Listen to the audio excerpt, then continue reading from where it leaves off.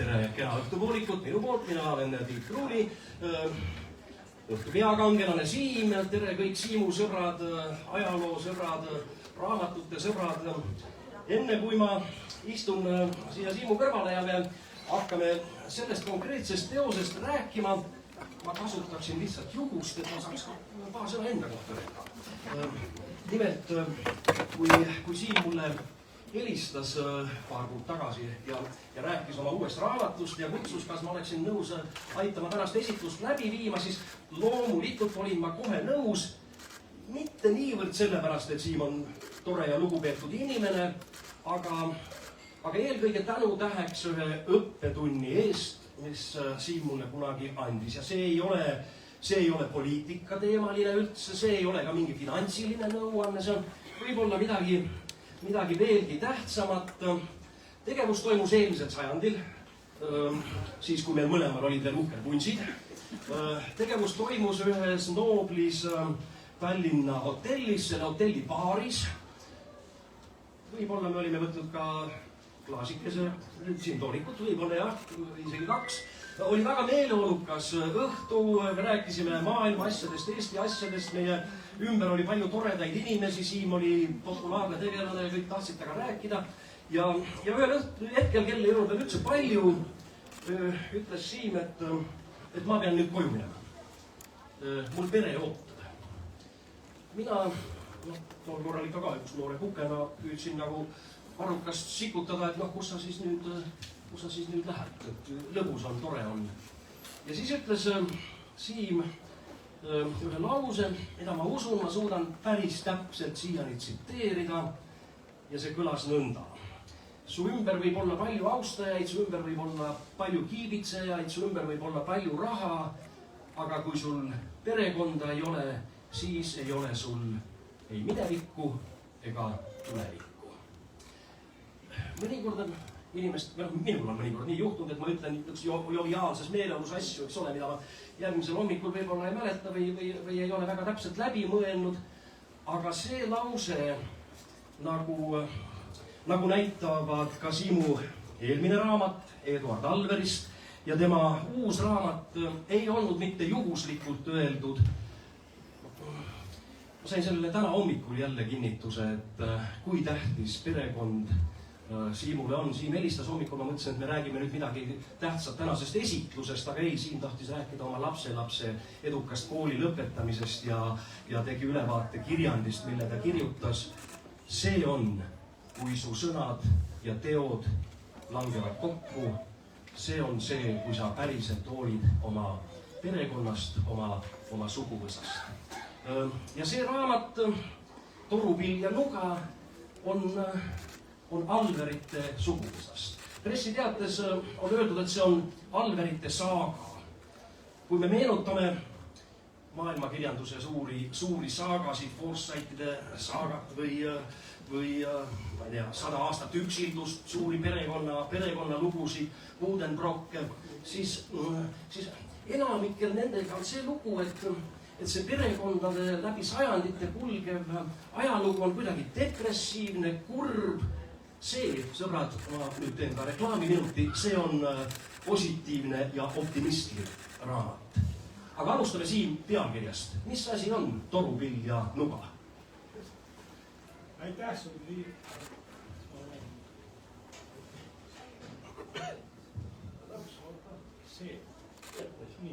Nii. Aitäh sulle, Tiit, kõigepealt nende heade sõnade eest ja on suhteliselt üllatav, ega minul seda kõike meeles ei ole. Mul on olulised asjad meeles, mul ka kõik ei ole. Olulised, mida unustada ja mida meenutada. Aga aitäh sulle veel kord ja see pealkiri on Ehti Alveri ühe luuletuse algus. Minu suguvõsa papil seisis torupill ja nuga. See oli niivõrd hea, et ma ei tea, ilma igasuse ratsionaalse mõtleta panin selle raamatu pealkirjaks. Sest Ehti Alver oli jällegi, oli meie perekonna jaoks väga tähtis. Alver, see on Alverite suguvõsa raamat, sina oled Kallas. Mina olen Kallas, aga lapsepõlvest saadik ma olen teadnud, et ma olen Alverite suguvõsas. Ema seda igatahes väga rõhutas ja meil oli puhas voodipesu, oli niisugune kast oli ja siis selle kasti pesu all oli vanaisa kotkarist ja raamatud nagu Nimed marmortahvlil ja Eesti rahva kannatuste aasta. Ema ütles, et seda raamatut sa loed alles viimasest klassist, aga selle Nimed marmortahvlil ma lugesin niipea, kui ma lugemiseks võimeline olin.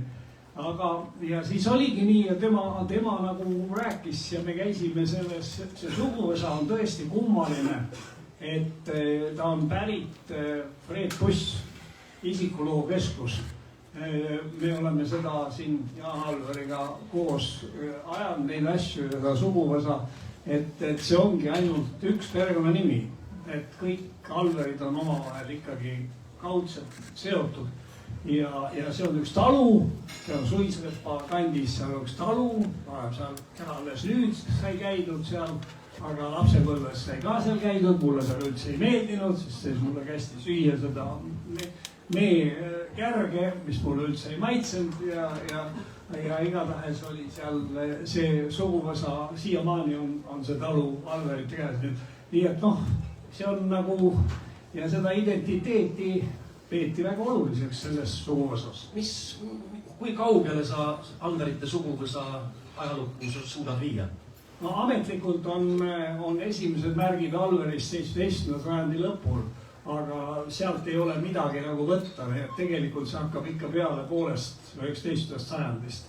Seal on siis ilmub välja see Mats, kes siis laulis täna peaaegu, aga Mats Alveri üks keskne kuju, kellel oli väga suur perekond, aga üldse see nagu lugu hakkas pihta sealt kuskilt ikkagi 19. sajandi keskpaigast, et siis olid juba hakkasid need palvekirjad minema ja kooliõpetajad ja haridust hakati omandama sealt alates ja sealt alates oleme siis nagu tuksunud, nii et Siin raamatus on päris palju unikaalseid detaile, fotosid teie perekonna kohta.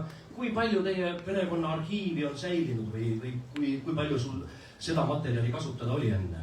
No üht-teist näputäis oli kodus meil ka, aga kõige rohkem arhiiv muidugi oli siis Jaan Alveril või õigemini tema isal, kes selle Haapsalu linnapea, legendaarne linnapea oli Hans Alver, kes lasti maha, aga tema poeg küülitati Siberisse ja seal sündis Jaan Alver, minu hea sõber, kes seal seisab ja temale isa andis meeletu hulga kaste, igasuguseid dokumente ja siis nii et sealt on väga palju võetud. Seal oli väljalõikeid, ajale väljalõikeid ja nii edasi ja muidugi mind on aidanud ka Rahvusarhiiv, Mare Olde ja siis on aidanud Sõjamuuseum leida üht ja teist ja kolmandat, aga koduses arhiivis on see ikkagi eelkõige Jaan Alveri ja tema pere käes, see suur arhiiv. Lisaks perekonna suguvõsa loole on siin väga palju Eesti ajalugu. Kust sa neid andmeid, või ma küsin teistmoodi. Eile, kui ma helistasin sulle, et õnnitleda sind ja Kristit lapse sünnipäeva puhul, siis sa ütlesid, et sa oled just teel Mart Laari juurde. Miks sa Mardi juures käisid? Ma kasutasin väga palju tema raamatuid, mis ta oli kirjutanud sellest ärkamisajast. Ja me saime ükskord kokku ja siis leppisime kokku, et kui see valmis saab see raamat, siis ma tulen talle toon selle raamatu ja siis räägis, oligi, käisime siis eile viisin talle selle raamatu ja ajasime juttu ja ta ütles, et tema kirjutab praegu sellest, ütleme, kui see raamatu ärkamisaeg, nagu see kuum aeg, siis tuleb Tõnisson ja tulevad need ajastud, siis sellest ajastust Laar ütles, et tema kirjutab midagi. Nii et meil oli... Aga lisaks Laarile sa kasutasid veel ilmunud allikaid? No tegelikult jah, ikka, ega see on nii põnev. Selles mõttes, et kui sa hakkad kirjutama või mina vähemalt, eks ole, et kui ma kirjutan oma perekonna lugu, lõpuks tore küll, eks ole, inimesed sündisid, surid, sünnitasid. Aga mis selle taustal on? Ja tegelikult ma ikkagi nii selle kui ka vanaisa raamatus ikkagi põhiliselt põhiliselt panin rõhu sellele taustale, et noh, mis ajalugu seal samal ajal toimetas ja kuidas need inimesed suhestusid selle ajalooga. Nii et noh, ja see oli muidugi ka tohutult huvitav, eks see on suurepärane Eesti variant, on sõna digar, ma ei tea, paljud inimesed teavad, mis asi see on, eks ole, see on Eesti ajakirjanduse digiarhiiv, mis on nagu uskumatult toimekas asi ja sealt leiab ikka nagu artikleid ja värke ja siis, nojah, siis ütleme Rahvusarhiivist üht-teist ja siis Ellar Lill näitas mulle Vene portaale, kust ma sain andmeid siis selle esimese maailmasõja kohta, kus Jaani vanaisa oli arst ja kus ja siis pärast siis teise maailmasõja kohta, kus minu onu oli suurtükiväes ja temast ma ei tea mitte midagi. Ta suri kuskil noorelt pealt ära, Heljo Arver, ema vend, aga mina ei teadnud temast mitte midagi, aga nüüd nendest arhiividest sain ma ka teada, kuidas see tema sõjatee kõik oli.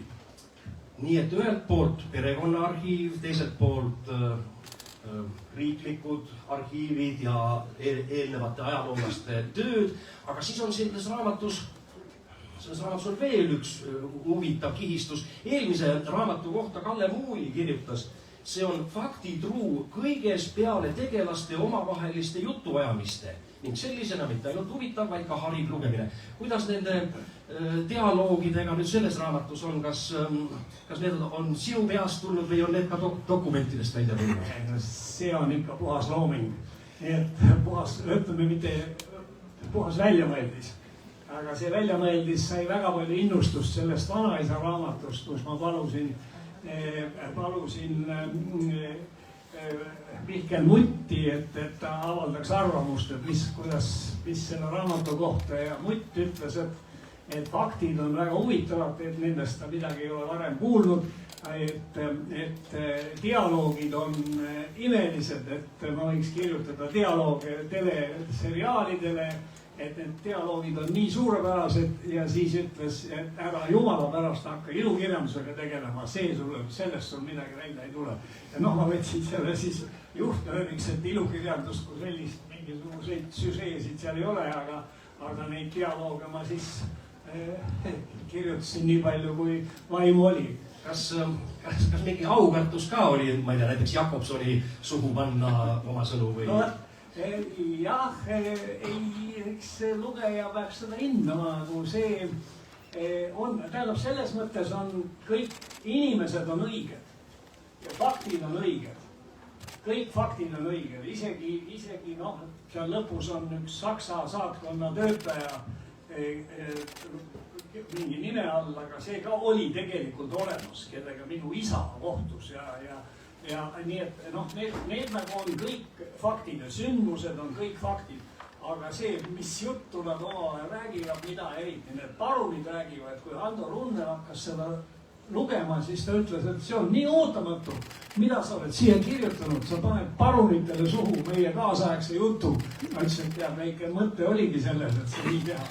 Ja seda noh, siis nüüd siis on lugeja hinnata, et kas see oli nagu piisavalt põnev või mitte põnev, eks ole, see nii, et need dialoogid, aga nagu ütles üks meie ühine sõber, eks ole, et ei saa vaielda sellega, et võib-olla need dialoogid olidki aset, leidsid aset. Ei saa välistada. Ei saa välistada, jah.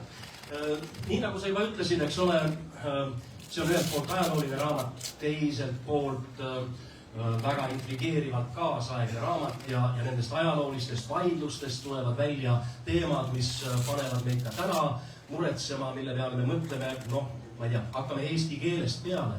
Eesti keele staatus 19. sajandi venestamise ja saksa parunite vahel, eks ole, eesti keele staatus täna.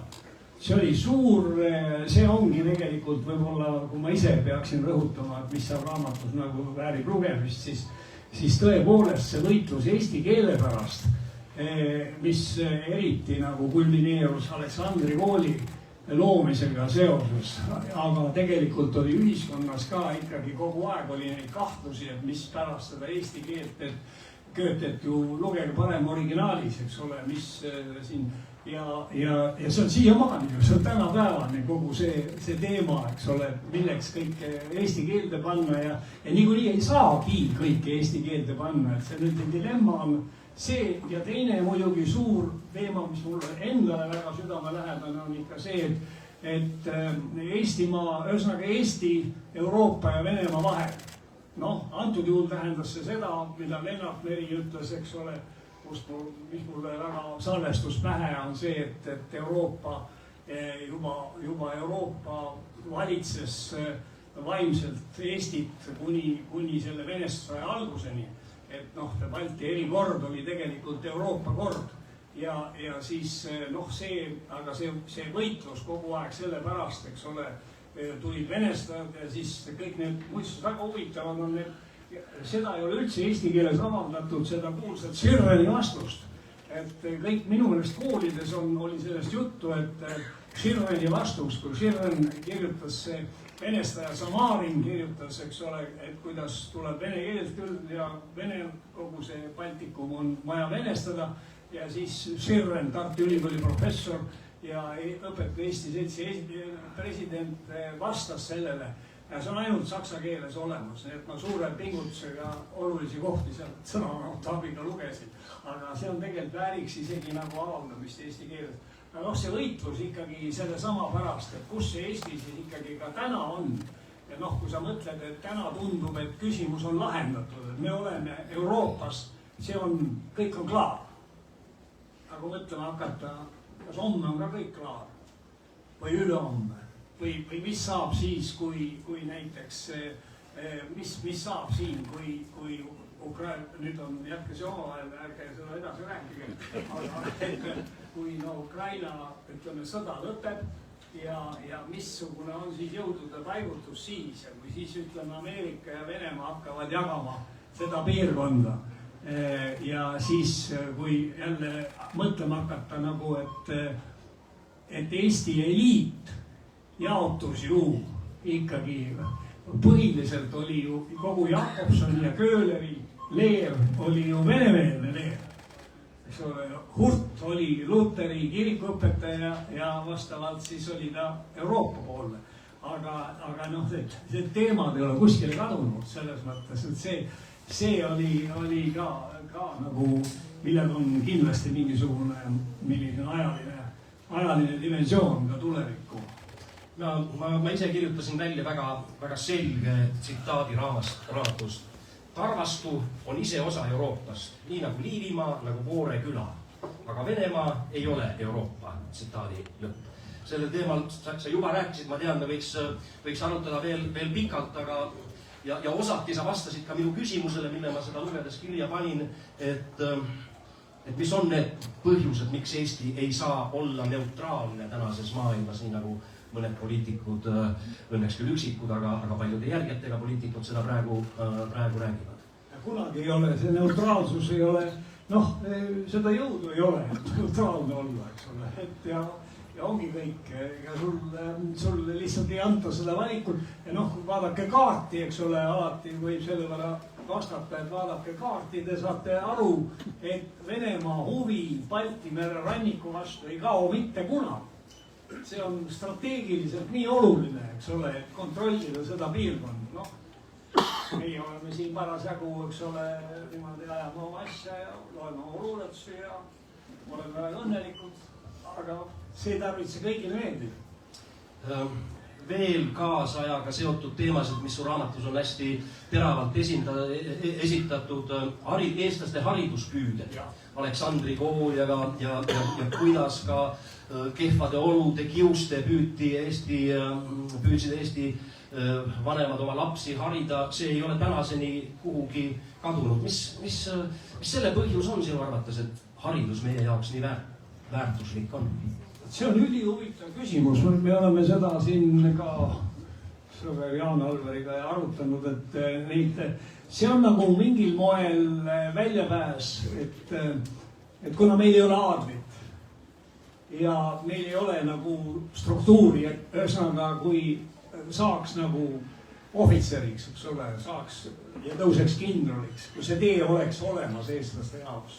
noh, ütleme Eesti kindral, ma pean silmas ikka nagu suurt, ütleme Vene kindralit, eks, või Ameerika kindralit, kui seda nagu ei ole, siis mis on see koht, kus on see väljapääs ja mis on see asendusaine ja see haridus on kahtlemata, noh, see on jälle ka oli nagu avastus või seda ma ei varem nagu ei teadvustanud, aga kui ma ikka uurisin neid kõiki seda 19. sajandi keskpaika, sedasama Mats Alverit ja kogu neid perekondi ja nende pürgimus, et sealt, eks ole, arvastust, eks ole, et inimesed läheksid edasi kuni edasi ja läheksid ülikooli, mitte lihtsalt, sest vaidlus oli ju selles, et ka kreiskool oli väga hea, aga ikkagi Alverite seesama suur Mats Alveri perekonnast, sealt läks 2 inimest, läks Tartu Ülikooli, eks ole, ja siis seal sugulased veel, eks ole, läks neid ikkagi aeti seda nii tähtsaks ja siis noh, need huvitav, need mälestused Treffneri koolist, mis seal raamatus sees on. Et noh, see näitab ka seda pürgimust, et noh, raha ei ole, aga toodi mingisugust seakintsu või mida tahes, peaasi, et saaks õppida, kui te olete, noh, kõik oleme Tammsaaret lugenud, eks ole, seda sama, siis see on nagu väga selles samas liinis, et ükskõik mis hinna eest, aga saaks ikkagi selle hariduse, et see oleks nagu siis see mingisugune staatus või sellise kihi tõusmine teisele kihile. Nüüd sa jõuad huvitava ja intrigeeriva teema juurde, haridus loob eliidi. Eliidist on siin raamatus ka mitmel pool juttu. Miks seda rahvuslikku eliiti üleüldse vaja on? Kas ei oleks õilsam öelda, et me kõik oleme võrdsed? No me kõik oleme alati võrdsed, jah. Aga see, ei noh, see on ju, seal on raamatus ka sellest juttu, aga noh, seal on see Belgias veedetud 10 aastat ikkagi, kui see viidi siin seminari ja siis noor perekond võtab siin vastu ja perekond on 1000 aastat vana. 1000 aastat vana. Ja siis sa mõtled, et see kannab nagu, noh, ka ühiskonnas on see nagu tugisambad on need vanad suguvõsad ja noh, eriti kui vaadata Suurbritanniat, eks ole, ja kõiki ja kui mõelda teistpidi ka teiselt poole, eks ole, Venemaa peale, siis võtke paar venekeelset raamatut on vene aadest või noh, vene nendest, kus need nimed on? Noh, ütleme, on olemas Romanovid tänapäeval ka, eks ole, aga need pole üldse need Romanovid, kes seal Ipatjevi majas maha lasti. Aga noh, võtke, otsige, kus on Trubetskoid, kus on kõik need, et Lenin nagu seda taipas väga hästi, et see ülemine kiht tuleb ära lõigata. Ja ega me ju alles tähisime küüditamise aastapäeva, see on kõik seesama. Et see, et ikkagi mingisugune kiht tekib, kes satub nagu, hakkab nagu rohkem vastutust võtma ja otsuseid langetama ja selleks, et see rahvusel oleks see kiht olemas, see peab olema koolitatud kiht, see peab oskama asja tundma. Siin on veel mitmeid paralleele, mida me hetkel lihtsalt ei jõua rääkida kaasajaga, olgu selleks, ma ei tea, tülid rahvuslikus liikumises või väljarändamine, kodumaa mahajätmine, eks ole, mis oli ka Alverite suguvõsa näitel täiesti olemas, eks ole. Aga kui me hüppame nüüd kaasajaga selles mõttes, et või ei, teeme veel enne sellise mängu. Tõenäoliselt on raske öelda, millised sugulased sulle rohkem meeldivad ja millised sugulased vähem meeldivad. Aga ikkagi, kui sa peaksid oma suures suguvõsas mõned oma lemmikud välja tooma, siis keda sa tooksid?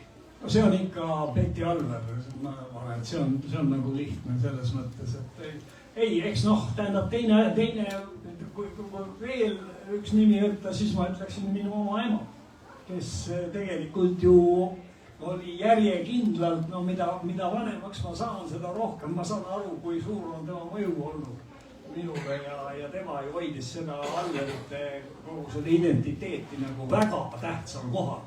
Aga muidugi, noh, kõige kuulsam on ikka Betty Alver ja Betty Alveri see, mis ma seal kirjutasin, ma ei tea, kuidas lugeja sellesse suhtub, aga see on, ma ise olen väga rahul, sest see on teistmoodi kui kirjandusteadlased kirjutada, et ma palusin ka Rein Veidemanni nii-öelda kommenteerida, et mind paelus nagu Betty Alver kui isiksus.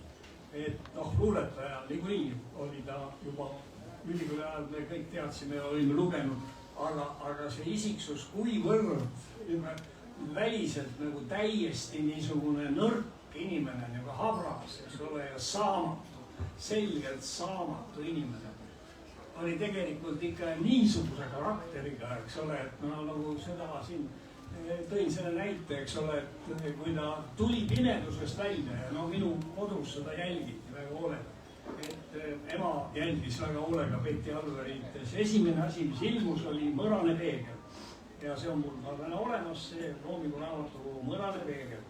Et see oli esimene, mis üldse tema nii-öelda siseeksiili ajast ilmus.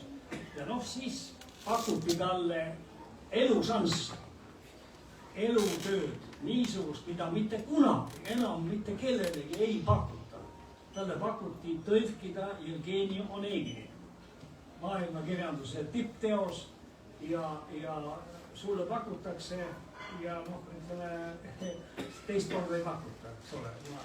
Ja tema tõlkis esimese osa ära ja siis olid kirjastuses ilmusid asjatundjad, kes ütlesid, et noh, siit tuleks kohendada, tuleks natuke ümber teha ja kõike reda ja Petti Alver ei öelnud küll seda P-tähega sõna, aga ütles, et kõik, ma ei tõlgi. Siis tehke ise umbes.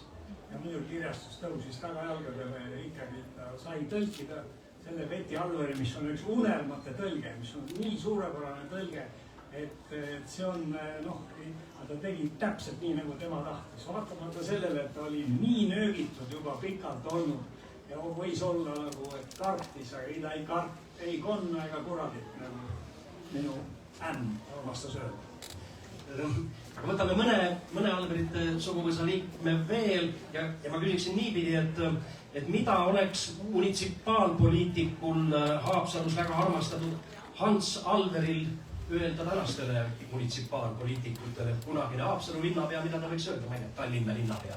Pagan seda teab, seda on raske öelda muidugi, aga noh, tähendab, tema ju jälle omamoodi nagu ta tähendab, ühest küljest oli ta muidugi, Jaan, tema pojapoeg, eks ole, võib sellest rohkem rääkida, sõdis ta kohalike poliitikutega nagu praegu. Hirmus sõim ja kogu aeg teda sõimati ja tema sõimas vastu ja tüüpiline madin käis. Samal ajal ta oskas kogu aeg jälle ehitada promenaade ja skulptuure panna ja Haapsalu muutus täiesti teistsuguseks linnaks. Ühesõnaga, selleks pidi olema, sul pidi olema see kontsept, et ma seda ajan kogu aeg. Ja ega see ongi nii, et noh, et vana, kui sa kõik, mis koha võtad ka munitsipaalpoliitikas, sul peab idee olema, mida sa siis nüüd tegema hakkad. Ja tundub, et temal oli see väga jõuliselt olemas. Need Haapsalu on talle kindlasti väga palju tänu võlgu. Ja mäletatakse väga hästi siia maanida seal. Ma küsiks veel Eduard Alveri kohta. Kui ma seda raamatut lugesin, siis oli mul tunne, et meie praeguses olukorras on selliseid poliitikuid, kes otsustavad, kellel on tahtekindlust otsustada, oleks hädasti vaja. Või kuidas sina Eduard Alveri poliitikul Reedo kokku võtaksid? No, mõnes mõttes on seda raske vastata, sest ta suri ammu enne minu sündimist, eks ole. Ta suri nädal aega enne Molotov-Ribbentropi pakti, selle tõttu ma teiega siin üldse saan rääkida, eks ole, sest et tema ja muuseas huvitav oli see, et kodus ema, noh, meil olid väljalõiked, kuidas teda Nõukogude kirjanduses sõimati, eks ole, Nuhk Alver ja see ja teine ja kõik see oli kirjas, aga seda, et ta oli kaitsepolitsei ülem, sellest ma lugesin alles Aimar Altosaare poolt välja antud ühes dokumentide kogumikus, et ta oli kaitsepolitsei ülem on väga spetsiifiline amet, eks ole. Nii nagu seal raamatus on välja mõeldis, aga ma arvan, et see on igal juhul tõsi, sellistest ametitest ei lahkuta, mitte kunagi. Ja tema oli, aga ta oli, ma ei tea, ta oli kummaline inimene, ega ta väga hea inimene vist ei olnud, sest et ta läks ka perekonnast lahku.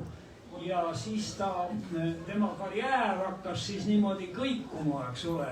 Ta oli advokaat, ta teenis palju raha aga siis teda hakati nagu niimoodi nomenklatuurse töötajana Läts hakkas teda paigutama igasuguste kohtade peale ja millest kõige nagu kummalisem oli see, et ta oli siis Eesti kultuurfilmi direktor, mille sai sinna raamatusse kirjutatud, et mis pagana pärast sa siis nüüd ütleme tegeled siis Eesti filmiga, eks ole, aga pandi ja siis pandi ta näituste direktoriks ja noh, nii ja naa, ma Eenpaluga läbi ei saanud igatahes.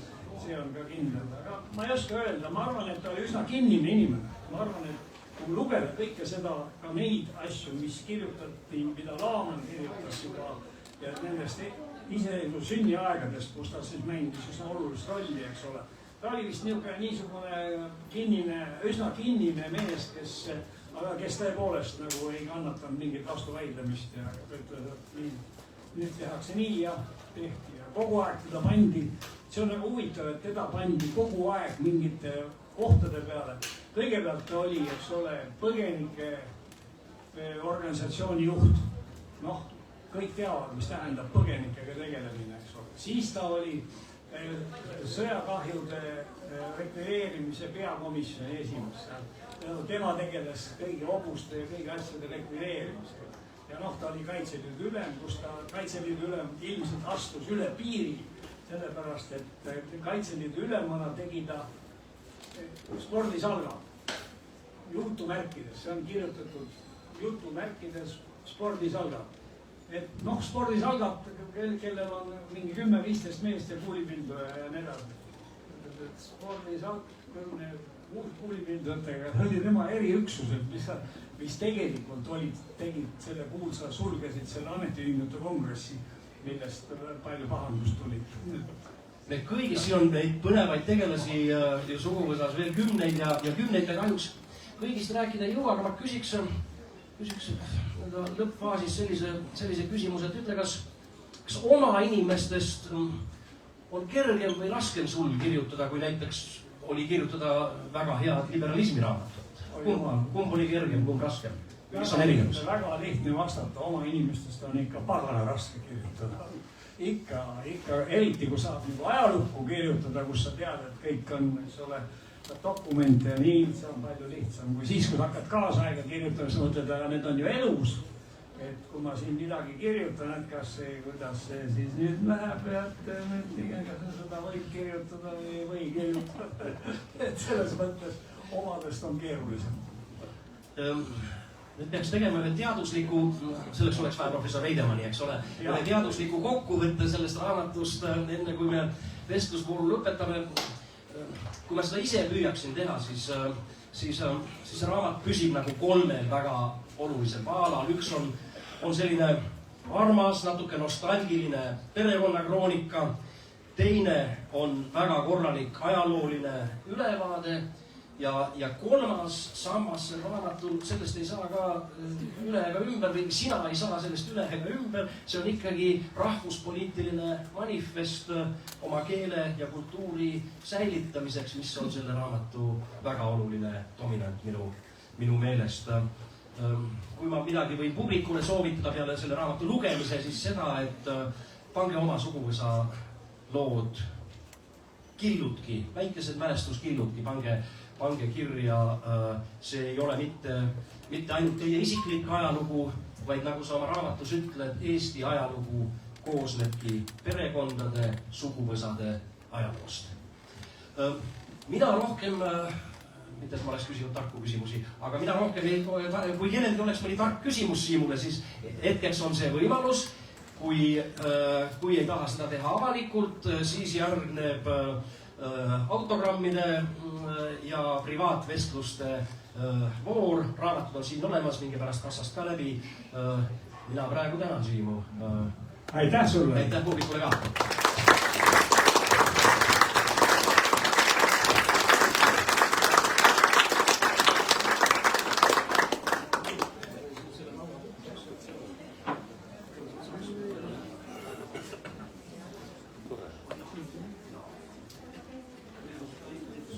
Õigus ja meil on veel palve Alverite suguvõsa liikmed kogunegem korraks ühele ühispildile siia sama poodiumile.